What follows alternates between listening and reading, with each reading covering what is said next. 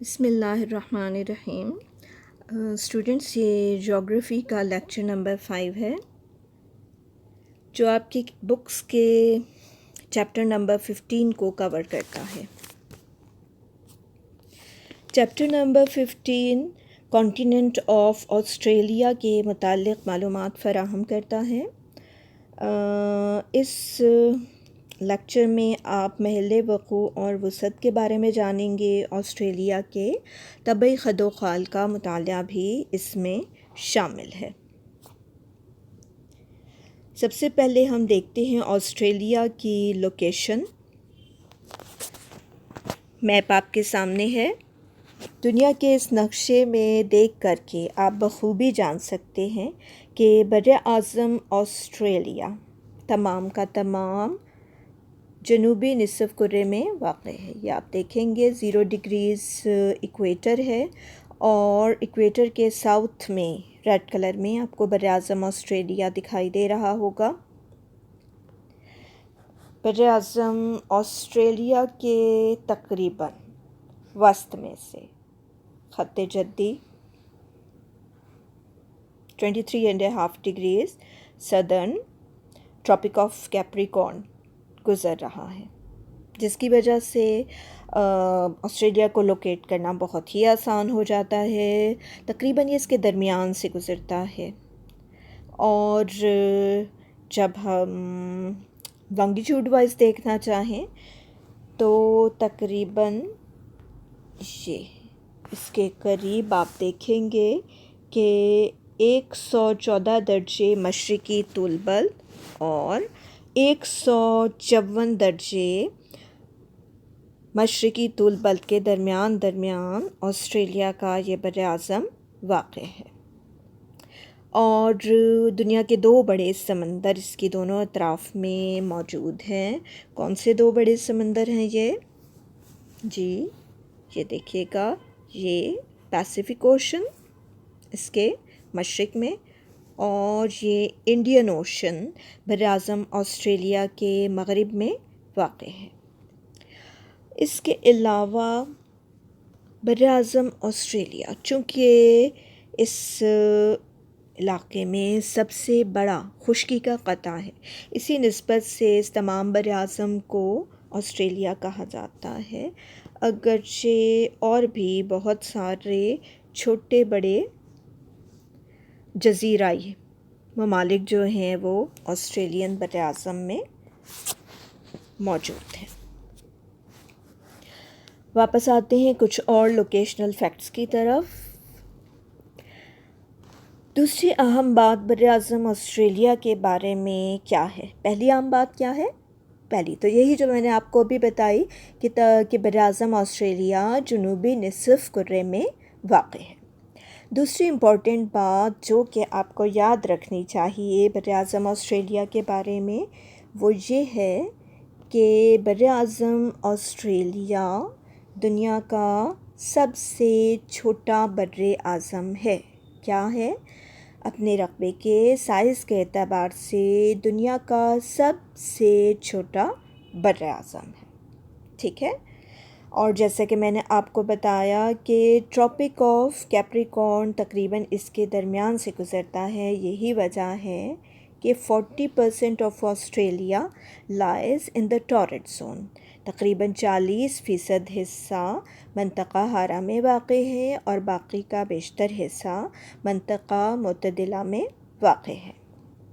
رقبے کے اعتبار سے دیکھا جائے تو آسٹریلیا کا کل رقبہ تقریباً 84,89,650 مربع کلومیٹر ہے، اور آسٹریلیا کے اس بر اعظم میں صرف آسٹریلیا ہی نہیں اور بھی دیگر کئی ایک ممالک شامل ہیں۔ دیکھتے ہیں آسٹریلیا کی ڈسکوری اور سیٹلمنٹ کے متعلق کچھ فیکٹس، اور پھر ہم جانیں گے آسٹریلیا کی اسٹیٹس کے بارے میں۔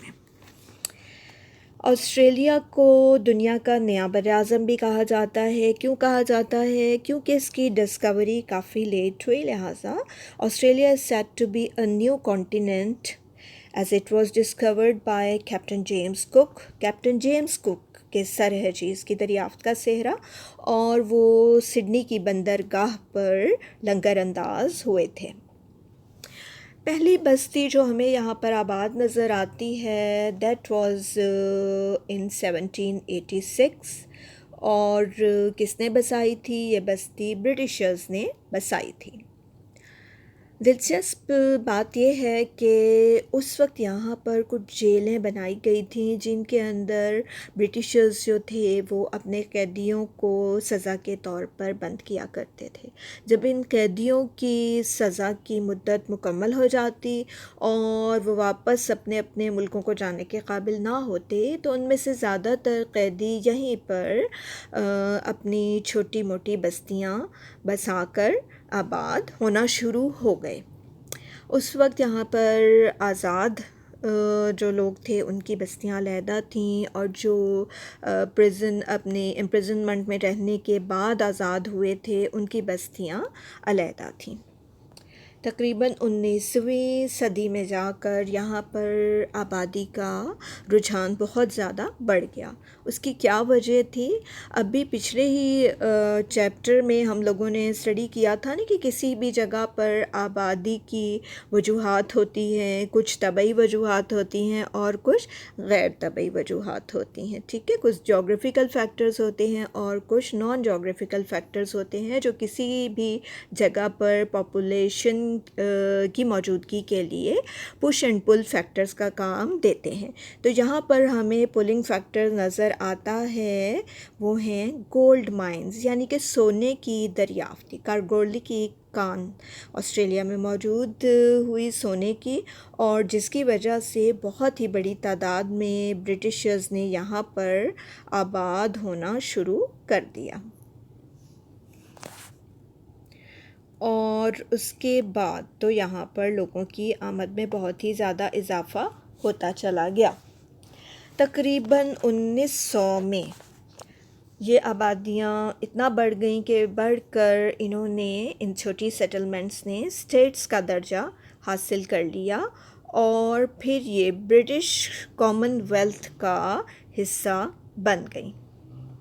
आपने इनमें से न्यूज़ीलैंड का नाम भी काफ़ी सुना होगा, है ना? यहाँ पर और जो दीगर ममालिक हैं, अभी मैं आपको बताती हूँ कि और कौन कौन से मुल्क हैं। और हुआ ये कि फिर ऑस्ट्रेलिया जो था वो आहिस्ता आहिस्ता उसने एक फेडरेशन की हैसियत इख्तियार कर ली, और फेडरल टेरिटरी के तौर पर कैनबरा को अपना कैपिटल बना लिया। जी हाँ, ऑस्ट्रेलिया के दारुल हुकूमत का नाम है Canberra. States and territories of Australia का ये पॉलिटिकल मैप, एडमिनिस्ट्रेटिव मैप आपके सामने है। मैं आपको और करीब से दिखाती हूँ और आपको बताती हूँ। ये देखिएगा, यहाँ पर ये western Australia, northern territory, southern Australia, Queensland, new south Wales, Victoria, और ये सबसे नीचे आपको दिखाई देगा तस्मानिया। ठीक है, ये ऑस्ट्रेलिया की स्टेट्स एंड टेरिटरीज़ हैं।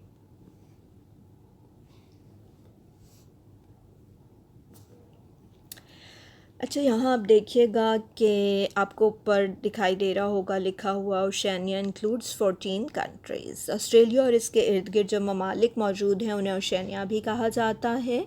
और जैसा कि आपके इल्म में है कि इन तमाम के अंदर ऑस्ट्रेलिया सबसे बड़ा जज़ीरा है, लिहाजा इसी निस्बत से इस तमाम बरे आज़म को ऑस्ट्रेलिया का नाम दिया जाता है।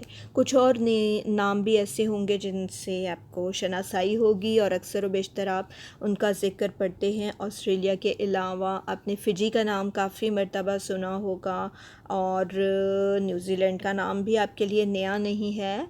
पपुआ न्यू गिनी के बारे में आपने सुना होगा, और इसके अलावा मार्शल आइलैंड्स का नाम भी लिया जाता है। नेक्स्ट आप देखते हैं कि ऑस्ट्रेलिया की जो पॉलिटिकल डिविजन्स हैं जो मैंने अभी आपको मैप में बताई थी, मैं यहाँ दोहराई देती हूँ, जिनमें कि है new south Wales, Queensland, northern Territory, Western Australia, South Australia and Victoria plus Tasmania. دہرانے کا مقصد یہ ہے کہ آپ کو اچھی طرح سے یاد ہو جائیں، آپ کو ازبر ہو جائیں اور آپ کو ان کی پوزیشنز کا بھی علم ہو جائے۔ کیوں؟ کیونکہ بیٹا ابھی جب آپ نیکسٹ میں پڑھنے جائیں گے یہاں کی فزیوگرافی کے بارے میں، طبعی خد و خال کے بارے میں، اور جب آسٹریلیا کی موسم اور آب و ہوا کے بارے میں آپ معلومات حاصل کریں گے یا آپ یہاں کی آبادی کے بارے میں پڑھیں گے، تو آپ کو بنیادی طور پر ان تمام جگہوں کا علم ہونا چاہیے، تبھی آپ اچھی طرح سے سمجھ پائیں گے۔ جی تھوڑی سی آسٹریلیا کی سیر بھی کروا دی جائے آپ کو۔ اچھا، یہ جو آپ کے سامنے تصاویر ہے نا، ان کو بھی آسٹریلیا کی پہچان سمجھا جاتا ہے۔ یہ پہلی تصویر نمبر 1 میں آپ دیکھیں گے جو purple mountains, blue and purple mountains جو مشہور ہیں نا آسٹریلیا کے پہاڑی علاقے جہاں کی پر لوگ سیاحت کے لیے بہت زیادہ جاتے ہیں، یہ وہاں کی تصویر ہے۔ یہ سیکنڈ نمبر پہ آپ دیکھیں گے آسٹریلیا کا کیپٹل ٹیریٹری کون سی ہے، کیا نام بتایا تھا میں نے؟ جی شاباش، کینبرا۔ نمبر 3 پہ آپ دیکھیں گے یہ ہے بہت ہی مشہور سڈنی کا اوپرا ہاؤس، اور نمبر 4 پہ آپ کو ڈیزرٹ کا سین نظر آ رہا ہے۔ جی آسٹریلیا میں بہت ہی بڑے رقبے پر صحرائی علاقہ بھی موجود ہے، اور یہاں کے صحرا بھی بہت مشہور ہیں سیاحت کے لیے بھی، لہٰذا یہ جو آپ کے سامنے تصاویر ہیں انہیں بھی آسٹریلیا کی پہچان سمجھا جاتا ہے۔ جب بھی آپ کو یہ دکھائی دیں آپ کو دیکھ کر پہچان لینا چاہیے کہ یہ کہاں کی ہیں، یہ آسٹریلیا کی ہیں۔ اچھا جی، آسٹریلیا کے متعلق گفتگو تو کافی ہو گئی، اب تھوڑا اور کنسنٹریشن سے، تھوڑا اور دھیان سے، اور کان لگا کے اور آنکھیں کھول کے، ٹھیک ہے؟ اب آپ کو میں سمجھانے جا رہی ہوں فزیوگرافی آف آسٹریلیا، آسٹریلیا کے طبعی خد و خال۔ آسٹریلیا کو طبعی خد و خال کے لحاظ سے ہم 3 بڑے اور نمایاں حصوں میں تقسیم کرتے ہیں۔ Major physiographic divisions of Australia are 3 divisions are there. کون کون سی یہ 3 ڈویژنز ہیں؟ پہلی ویسٹرن پلیٹو یعنی مغربی سطح مرتفع، جو بر اعظم کا تقریباً نصف حصہ ہے، یعنی آدھے تقریباً بر اعظم پر یہ پھیلے ہوئے ہیں۔ اور اس کے بعد دوسرا اہم حصہ ہے that one is known as the central plains یعنی وسطی میدان، اور وسطی میدان کے بارے میں بھی ایک بات یہ ہے کہ کچھ میدان تو اتنے زیادہ ڈپریشن میں ہے، اتنے نشیب میں واقع ہے کہ ان کے کچھ حصے سطح سمندر سے بھی نیچے موجود ہیں، یعنی گہرائی ان کی جو ہے نا، جب ہم سی لیول سے بیٹا میئرمنٹ کرتے ہیں نا کسی بھی چیز کی اونچائی یا اس کی گہرائی، تو ان کا جو ڈپریشن ہے، جو نشیب ہے، وہ سطح سمندر سے زیادہ ہے۔ تیسرے نمبر پر ہیں ایسٹرن ماؤنٹینز، مشرقی پہاڑ، جو کہ آسٹریلیا کے مشرقی ساحل کے متوازی پھیلے ہوئے ہیں۔ جی western plateau, central plains and eastern mountains.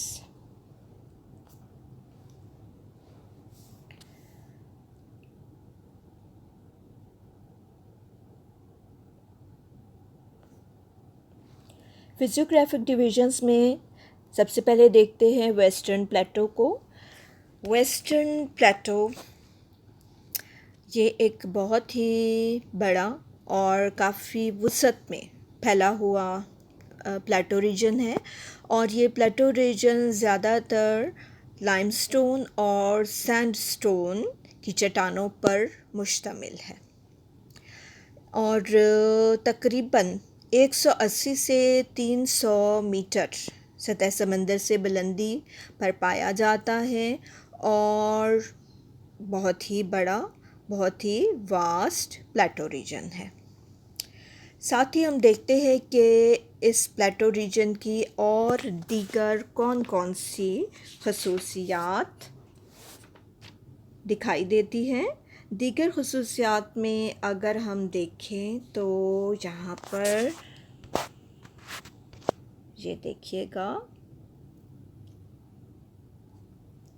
ہمیں آرنہم پلیٹو، کمبرلے، ہیمرسلے جیسے کچھ بلند علاقے بھی نظر آتے ہیں جو کہ اس مغربی سطح مرتفع کے شمال مغربی علاقے میں موجود ہیں۔ دوسری اہم بات، یہاں پر میک ڈونل اور مسگریو کے پہاڑی سلسلے بھی موجود ہیں جو کہ ہمیں سطح مرتفع کے مشرقی علاقے میں نظر آتے ہیں۔ یہاں پر صحرائی علاقہ بھی موجود ہے جس میں سے کہ گبزن ڈیزرٹ اور اس بر اعظم کے تقریباً درمیان میں اور اس مغربی سطح مرتفع میں پھیلا ہوا بہت ہی بڑا صحرائی علاقہ ہے جسے گریٹ وکٹورین ڈیزرٹ بھی کہا جاتا ہے، اور یہ پھیلتا ہوا جنوب کے کافی بڑے حصے تک پہنچ جاتا ہے۔ اس کے علاوہ مغرب کی طرف اگر ہم جانا شروع کریں تو ویسٹرن پلیٹو کے مزید مغرب کی طرف آہستہ آہستہ ترائی آ جاتی ہے، یعنی کہ آہستہ آہستہ سے مزید بلندی میں کمی واقع ہو جاتی ہے اور اسے ڈارلنگ اسکارپ کا نام دیا جاتا ہے جو کہ ساؤتھ ویسٹ ورڈ میں موجود ہے۔ اب اس تمام خطے کی کچھ اور خصوصیات بھی ہیں۔ ایک تو یہ کہ جیسے کہ آپ کو پتہ چل رہا ہوگا کہ کچھ اونچے نیچے علاقے ہیں، یعنی کہ ٹیبل لینڈ ریجن ہے، یہ پلیٹو کا ریجن ہے، اور یہاں پر ہم نے دیکھا کہ بہت ہی وسیع پھیلے ہوئے صحرائی علاقے بھی ہیں، تو یقیناً یہاں پر پانی کی شارٹیج ہے، پانی کی کمی ہے، یا پھر بعض علاقے تو ایسے ہیں دیر از نو واٹر ایٹ آل، اور اگر کہیں پر تھوڑی بہت کچھ بارش ہوتی بھی ہے تو اس سے جو ندی نالے بہتے ہیں وہ پرماننٹ نہیں ہوتے، so no permanent water channels are present here. نتیجہ کیا ہے؟ نتیجہ یہ ہوتا ہے کہ یہاں پر جب تھوڑی بہت کوئی بارش ہو جاتی ہے تو اس سے سالٹ مارشز بن جاتی ہیں، اور چونکہ عمل تبخیر زیادہ ہوتا ہے لہٰذا یہ چھوٹے موٹے جو پونڈز یا جھیلیں بنتی ہیں ان سے جب پانی ایواپوریٹ ہو جاتا ہے تو اس کے پیچھے نمک کی ایک دبیز تہ زمین پر بچھی باقی رہ جاتی ہے، اور انہیں ہم سالٹ بیسنز کا نام دیتے ہیں۔ لہٰذا سالٹ مارشز اینڈ سالٹ بیسنز جنہیں کہ خشک شورزار علاقے کہا جاتا ہے وہ بہت زیادہ یہاں پر بنے ہوئے دکھائی دیتے ہیں۔ تو یہ کچھ اہم باتیں ہیں ویسٹرن پلیٹو ریجن کے بارے میں۔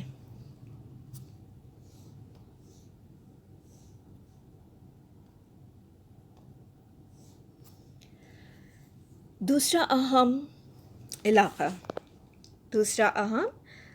فزیوگرافک ڈویژن ہے سینٹرل پلینز یعنی وسطی میدان۔ براعظم کے مغربی حصے میں ہم نے دیکھا کہ کون سا ریجن ہے؟ Western Plato region. مڈل میں ہمیں وسطی حصے میں دور دور تک پھیلا ہوا میدانی علاقہ نظر آتا ہے جو کہ نشیبی علاقہ ہے، جو کہ کم بلند علاقہ ہے اور سطح سمندر سے جس کی بلندی بہت زیادہ نہیں ہے۔ یہاں پر آپ دیکھیں گے کہ سینٹرل پلینز میں ہم اس کی وسعت کے اعتبار سے اسے 3 بڑے حصوں میں بآسانی تقسیم کر سکتے ہیں۔ پہلا حصہ ہے خلیج کارپنٹیریا کا طاس، دوسرا ہے جھیل آئر کا طاس، اور تیسرا مرے اینڈ ڈارلنگ کا بیسن۔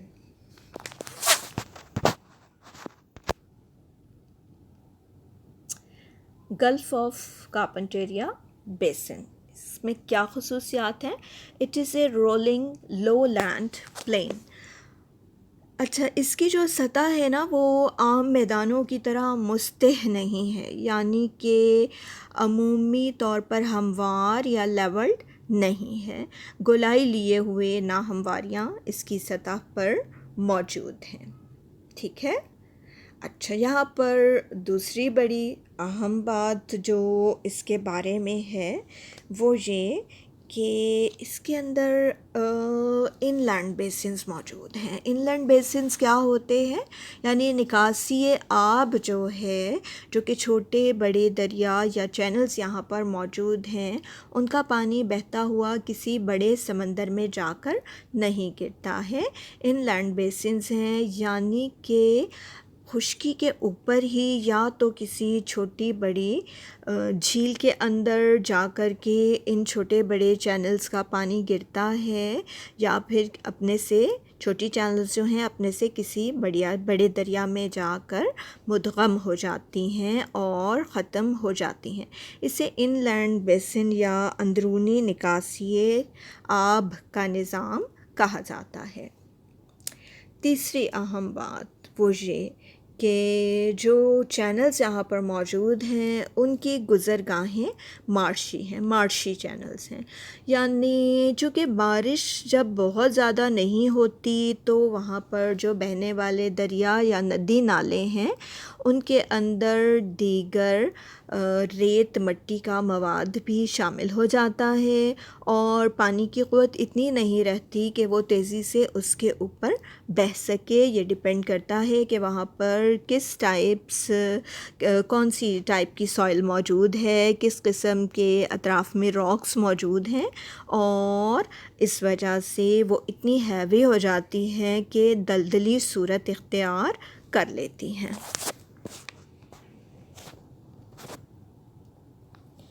دوسرا ریجن جو کہ وسطی میدانوں کا دوسرا پارٹ ہے، وسطی میدانوں کا دوسرا پارٹ ہے لیک آئر بیسن. بہت بڑی یہاں پر جھیل ہے اور جھیل کا نام ہے لیک آئر. لیک آئر جو ہے وہ سینٹرل لو لینڈز میں موجود ہے، اور Barkly Tableland and Selwyn Range بھی اس علاقے کے اندر موجود ہیں. اچھا، دوسری ایک اور بات اس کے بارے میں بھی وہی کہ لارج ان لینڈ ڈرینیج بیسن یہاں پر موجود ہے، اور سالٹ لیکس بھی ہیں، اور یہاں پر سالٹ پینز بھی اس کی وجہ سے تخلیق پاتے ہیں. اور ایک اور دلچسپ بات اس کے بارے میں یہ ہے کہ کم و بیش یہاں پر جو ایک علاقہ موجود ہے وہ سطح سمندر سے تقریباً 12 میٹر نیچے پایا جاتا ہے. 12 میٹر نیچے نشیب میں پایا جاتا ہے. ابھی میں نے آپ کو بتایا کہ جھیل آئر اس علاقے کی سب سے بڑی جھیل ہے، اور جو سطح سمندر سے 12 میٹر نیچے نشیب میں پائی جاتی ہے. یہ بات آپ نے لیک آئر کے بارے میں یاد رکھنی ہے. اچھا، وسطی پلینز کا جو تھرڈ پارٹ ہے دیٹ ون از مرے اینڈ ڈارلنگ بیسن. مرے اور ڈارلنگ بیسن کو آپ نے اس حوالے سے یاد رکھنا ہے کہ یہ معاشی اعتبار سے آسٹریلیا کے اہم علاقوں میں شمار ہوتا ہے. اس کی معاشی اہمیت کیوں ہے؟ کیونکہ اس علاقے میں بہنے والے دریا پیرینیل ہیں. پیرینیل یعنی سارا سال بہنے والے دریا جو ہیں وہ اس علاقے میں موجود ہیں، جن میں دریائے مرمبچی جو ہے اس کا نام مشہور ہے. یہی وجہ ہے کہ آسٹریلیا کے زیادہ تر زرعی علاقے یہاں پر موجود ہیں. اور یہ بات بھی آپ کو یاد رکھنی ہے کہ یہاں پر جو بہنے والے دریا ہیں وہ زیادہ تر جا کر کے گرتے ہیں کہاں پر؟ قریب میں ہی موجود ہے لیک الیگزینڈریا، جھیل اسکندریہ. تو یہاں پر بہنے والے دریا جھیل اسکندریہ میں جا کر گرتے ہیں. ٹھیک ہے، یہ ہم نے کس کے بارے میں معلومات حاصل کی؟ یہ ہم نے جانا سینٹرل پلینز یعنی وسطی میدانوں کے بارے میں۔ تیسرا جو اہم فزیوگرافک ریجن ہے آسٹریلیا کا، that one is eastern mountains. پہلا ریجن ہم نے دیکھا وہ کون سا تھا؟ ٹھیک ہے، دوسرا کون سا تھا؟ اور اس کے سب ڈویژنز کون کون سی تھیں؟ ٹھیک ہے، شاباش۔ اب ہم آتے ہیں مزید ایسٹ کی طرف، مزید مشرق کی طرف ہم دیکھتے ہیں کہ ہمیں بتدریج بلندیاں لیے ہوئے پہاڑی سلسلے دکھائی دیتے ہیں۔ یہ پہاڑی سلسلے جو ہیں یہ پھیلے ہوئے ہیں شمالاً جنوباً، اور آسٹریلیا میں یہ ہمیں نظر آتے ہیں کیپ یارک سے لے کر وکٹوریا اسٹیٹ تک پھیلے ہوئے، اور بعض جو پہاڑیاں ہیں وہ تو کافی بلند ہیں اور تقریباً 2000 میٹر کی بلندی تک پہنچ جاتی ہیں، اور یہ بلندی ان کی زیادہ تر ہمیں نظر آتی ہے ساؤتھ ویلز اور وکٹوریا میں۔ ان پہاڑی علاقوں کے بارے میں اہم بات یہ ہے کہ ان کی مشرقی اطراف میں جو ڈھلانیں ہیں وہ بہت تیز ہیں، اور وہاں پر بہنے والے دریا بھی بہت تیز رفتاری کے ساتھ بہتے ہیں، اور ان کی مشرقی جانب بارش کی مقدار بھی بہت زیادہ ہے۔ یہی وجہ ہے کہ ان کی مشرقی ڈھلانیں سرسبز و شاداب نظر آتی ہے، یہاں پر گرینری اور جنگلات بھی پائے جاتے ہیں، بارش بہت زیادہ ہوتی ہے باقی تمام کے تمام آسٹریلیا کی نسبت۔ اچھا، ان پہاڑوں کے جب مغربی جانب آہستہ آہستہ نیچے اترا جائے تو معلوم ہوتا ہے کہ یہاں پر ان پہاڑوں کی ڈھلان کم تیز ہے، یعنی سلوپ کم ہے، اور بتدریج یہ وسطی میدان میں مدغم ہوتے چلے جاتے ہیں۔ یہی وجہ ہے کہ یہاں پر بہنے والے ندی نالوں کی رفتار بھی کافی آہستہ ہے۔ اچھا، اس پہاڑی سلسلے کے بارے میں جو سب سے مشہور بات ہے وہ یہ ہے کہ یہاں پر آسٹریلیا کی ہائیسٹ پیک موجود ہے۔ اس ہائیسٹ پیک کا نام ہے ماؤنٹ کوسیسکو، ماؤنٹ کوسیسکو، اور اس کی بلندی 2228 میٹرز ہے، 2228 میٹرز۔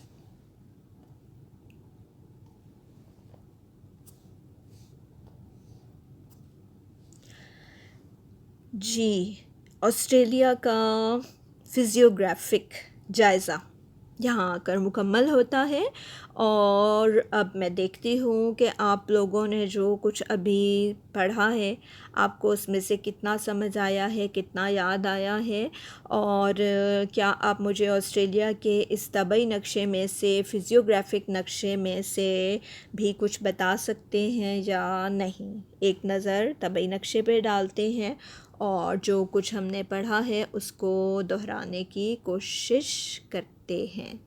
یہاں پر آپ دیکھیے گا، پہلا ہم نے جو فزیوگرافک ریجن پڑھا تھا، میجر ریجن، یہ آپ کے سامنے کون سا ہے؟ کیا نام ہے؟ کیا نام بتایا میں نے آپ کو بیٹا؟ جی، شاباش، ہم نے مغربی سطح مرتفع کے بارے میں معلومات حاصل کی، اور یہاں پر آپ کو وہ تمام علاقے، وہ تمام چھوٹے بڑی ٹیبل لینڈز، وہ تمام کے تمام صحرائی علاقے دکھائی دیں گے جو کہ ابھی ہم نے اسٹڈی کیے ہیں۔ دوسرا ہم نے پڑھا تھا، دوسرے علاقے کا کیا نام تھا؟ دوسری جو ہم نے پڑھی میجر ڈویژن کون سی ہے؟ یہ ہے نا، یہ والی وسطی میدانی علاقے۔ وسطی میدانی علاقوں کی ہم نے 3 سب ڈویژنز پڑھی ہیں، کون کون سی؟ خلیج کارپنٹریا کا طاس، جھیل آئر کا طاس، اور مرے ڈارلنگ کا طاس۔ ٹھیک ہو گیا؟ اب کون سی رہ گئی ڈویژن؟ لاسٹ میں ہم نے کون سی پڑھی ہے؟ جی بالکل صحیح، مشرقی پہاڑی سلسلہ، یہ ٹھیک ہے، یہ والا تمام مشرقی پہاڑی سلسلہ ہے۔ امید ہے کہ آپ کو اچھی طرح سے براعظم آسٹریلیا کے طبعی خد و خال سمجھ میں آ گئے ہوں گے انشاءاللہ، اور اپنی بکس میں سے بھی بہت ہی دھیان سے آپ نے ان طبعی خد و خال کو پڑھنا ہے، اور امپورٹنٹ جہاں بھی آپ کو کوئی فگرز دکھائی دیتے ہیں آپ نے ان کو انڈر لائن کرنا ہے، پلیسز کے نیمز کو انڈر لائن کرنا ہے اور انہیں اچھی طرح سے یاد کرنا ہے، اور آسٹریلیا کا آؤٹ لائن میپ بنا کر پہلے آپ اس میں اسٹیٹس بنائیے آسٹریلیا کی، اور اس کے بعد آپ اس کا ایک اور میپ بنائیں گے جس میں کہ آپ طبعی خد و خال ظاہر کریں گے۔ آپ کی بک میں بھی بہت بہتر میپ دیا ہوا ہے آسٹریلیا کی فزیوگرافی کا، یہ دیکھیے گا، آپ یہاں اپنی بکس میں سے بھی بنا سکتے ہیں، دیکھ کر یہاں بھی آپ کو کافی چیزیں کلیئر ہو رہی ہیں۔ تو بیٹا یہاں پر آج آپ کا یہ لیکچر مکمل ہوتا ہے، چیپٹر تو مکمل نہیں ہوتا، لیکچر مکمل ہوتا ہے۔ تو انشاءاللہ نیکسٹ لیکچر میں آسٹریلیا کی موسم اور آب و ہوا کے بارے میں معلومات حاصل کریں گے۔ تب تک آپ اس کو اسٹڈی کیجئے اور دھیان کے ساتھ یاد کرنے کی کوشش کیجئے۔ Thank you very much.